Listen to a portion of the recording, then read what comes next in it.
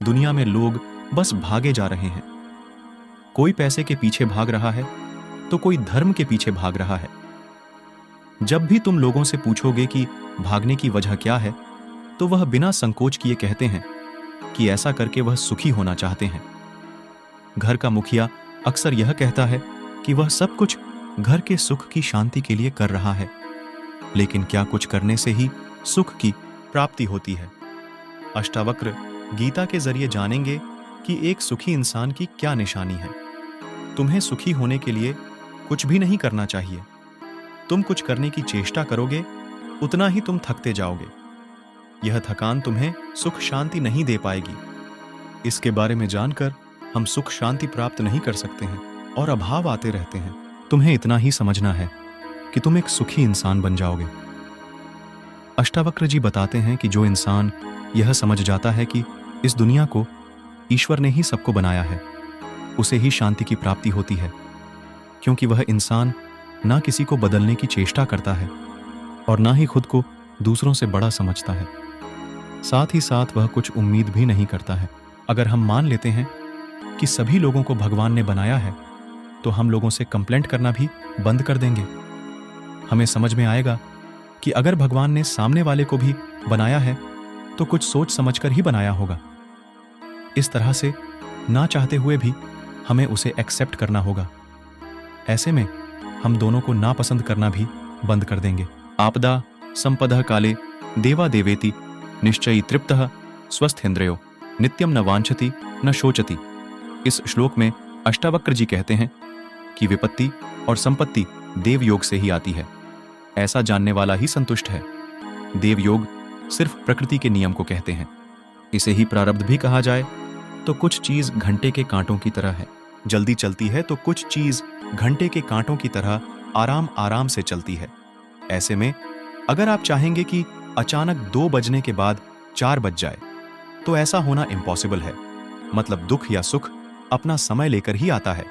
प्रकृति का नियम यही कहता है। संपत्ति और विपत्ति के अनुसार ही मिलते हैं। अगर आपने कभी कुछ गलत किया है तो जरूर आपके साथ विपत्ति आएगी। हो सकता है कि आपको आज पता ना चले, लेकिन कुछ सालों के बाद जरूर उसका फल भुगतान करना ही पड़ेगा। ठीक वैसे ही अगर आपने कोई अच्छा काम किए होंगे तो भविष्य में उसका अच्छा परिणाम आपको ही मिलेगा। ध्यान रखना, कर्म का सिद्धांत कभी फेल नहीं होता है। हमें प्रकृति के नियम के अनुसार ही चलना है, लेकिन इससे अटैच नहीं होना है कि जो कर्म के सिद्धांत के अनुसार चलता है, जिन्हें रिजल्ट तुरंत ही चाहिए होता है, उनका लक्ष्य ज्यादातर पैसे कमाना ही होता है। हमारे धर्म में देखा गया है कि आर्षि मुनि सालों तक तपस्या करते थे, तब जाकर कहीं उन्हें कोई वरदान मिलता था। इसलिए हमारे अंदर इस बात का धैर्य होना चाहिए कि अगर हम कोई काम कर रहे हैं तो उसका रिजल्ट आज नहीं तो कल जरूर मिलेगा। ऐसा करने से हमारे मन की बेचैनी खत्म हो जाती है और हमें सुख की प्राप्ति होती है। मतलब एक सुखी इंसान बनने के लिए धैर्य रखना सीखना होगा। चलो मैं तुम्हें जीवन के 4 आश्रम के बारे में बताता हूं। हमारे घर में 4 आश्रम भी बताए गए हैं, जिसे ब्रह्मचर्य, गृहस्थ, वानप्रस्थ और संन्यास कहा जाता है। जीवन की शुरुआत के कुछ सालों में हमें स्टूडेंट के जैसे अनस हसित वनप्रस्थ आश्रम में हमें वन की तरफ जाकर पूजा पाठ करना चाहिए और सांसारिक दुनिया से दूर होने की कोशिश करनी चाहिए। आज के समय में हमें वन जाने की जरूरत नहीं है, लेकिन हम घर पर रहते हुए ही धीरे धीरे मैटीरियलिस्टिक वर्ल्ड से दूर हो सकते हैं। चौथे आश्रम को संन्यास कहा जाता है। इसमें हम सांसारिक दुनिया से पूरी तरह से दूर हो जाते हैं और केवल आध्यात्मिक की दिशा में आगे बढ़ते हैं। अगर तुम ध्यान से देखोगे तो पाओगे कि इन चारों आश्रम की वजह से यह बता दिया गया है कि आपको भागने की जरूरत नहीं है। आप एक एक करके जीवन के सभी लक्ष्य को पा सकते हैं। जो इंसान कुछ इस तरह से जीवन जीना शुरू कर देता है, वह सुखी हो जाता है। सुखी इंसान की एक और निशानी है, वह अपने 5 सेंसेस को भी कंट्रोल में रखता है और ना ही सेंसरी प्लेजर्स की ओर। वह बस उसको उतना ही भोगता है जितनी उसकी जरूरत है। वहां सुख अपने आप आ जाता है। अगर भगवान ही पूरी दुनिया को बनाने वाला है तो उन्होंने किसी को गरीब तो किसी को अमीर क्यों बनाया है? वह कभी किसी को ज्यादा दुख देते हैं तो किसी को सुख क्यों देते हैं? इसे मैं तुम्हें एक एग्जाम्पल से समझाता हूं। जैसे बारिश होने पर अगर जमीन में बीज डाले हुए हैं तो उसमें पेड़ बनेगा, लेकिन बारिश होने पर कोई भी अगर जमीन में बीज डाले हुए नहीं है तो पेड़ नहीं बनेगा।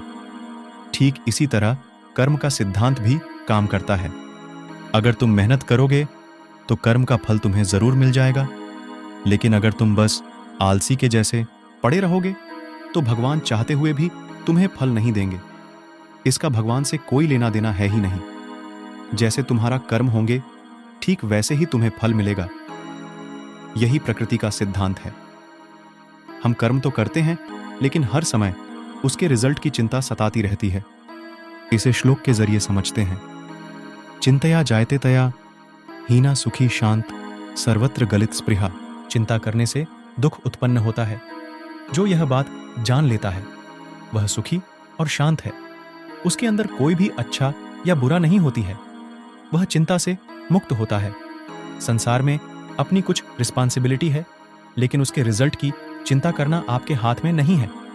वह प्रकृति की चिंता नहीं करती, बस कर्म करने से सुखी रहता है। अगर कोई मंदिर जाते हैं तो कुछ लोग सिर्फ मांगते हैं, लेकिन कुछ लोग ऐसे भी होते हैं जो अपना सब कुछ भगवान को समर्पित कर देते हैं और उन्हें स्वामी मान लेते हैं। ऐसा करने से वह अपने जीवन की डोर भगवान के ऊपर डालकर चिंता मुक्त हो जाते हैं, जो सुखी इंसान की पहचान करते हैं। चलो एक और श्लोक को सुनाता हूं। न हम देहो न मे देहो बोधो हिमिति निश्चयी कैवल्यम ईव संप्राप्तो न स्मृतम कृतम। अष्टावक्र जी कहते हैं कि ना मैं यह शरीर हूं और ना ही मेरा शरीर है। ऐसा निश्चित रूप से जानने वाला जीवन मुक्ति को प्राप्त होता है। वह किए हुए और न किए हुए कर्मों का स्मरण नहीं करता। जब हमारे जीवन में कोई भी काम हम भगवान का काम समझकर करने लगते हैं तो वह काम आसान हो जाता है।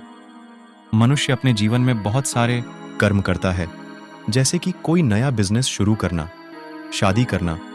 एक सुखी इंसान कभी भी कोई काम करके उसके बारे में रिग्रेट नहीं करना चाहता है कि मुझे ऐसा करना चाहिए था, ऐसे समय मुझे ऐसे एक्शन लेने चाहिए थे। रिग्रेट करने से जीवन में दुख के सिवा कुछ भी नहीं मिलता है, क्योंकि तुम अपना पास्ट बदल ही नहीं सकते हो। इसलिए एक सुखी इंसान गलतियों से सीख तो लेता है, लेकिन जिंदगी भर उसका पछतावा नहीं करते रहता है।